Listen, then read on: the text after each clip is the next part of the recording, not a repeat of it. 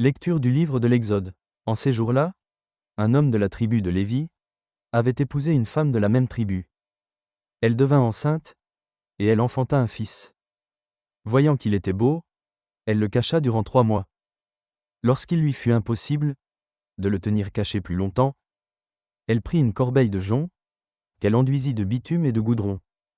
Elle y plaça l'enfant, et déposa la corbeille au bord du Nil, au milieu des roseaux. La sœur de l'enfant se tenait à distance, pour voir ce qui allait arriver. La fille de Pharaon descendit au fleuve pour s'y baigner, tandis que ses suivantes se promenaient sur la rive. Elle aperçut la corbeille parmi les roseaux, et envoya sa servante pour la prendre.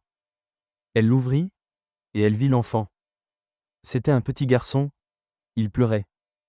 Elle en eut pitié et dit : « C'est un enfant des Hébreux. » La sœur de l'enfant dit alors à la fille de Pharaon : « Veux-tu que j'aille te chercher, parmi les femmes des Hébreux, une nourrice qui, pour toi, nourrira l'enfant ? » La fille de Pharaon lui répondit : « Va. » La jeune fille alla donc chercher la mère de l'enfant.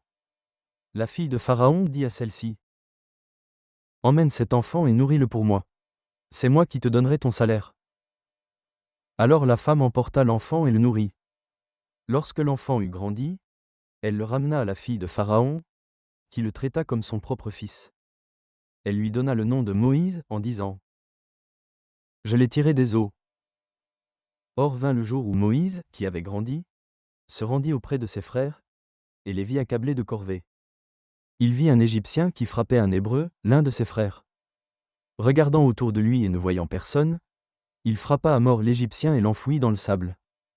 Le lendemain, il sortit de nouveau. Voici que 2 Hébreux se battaient. Il dit à l'agresseur : « Pourquoi frappes-tu ton compagnon ? » L'homme lui répliqua : « Qui t'a institué chef et juge sur nous ? Veux-tu me tuer comme tu as tué l'Égyptien ? » Moïse eut peur et se dit : « Pas de doute, la chose est connue. » Pharaon en fut informé, et chercha à faire tuer Moïse.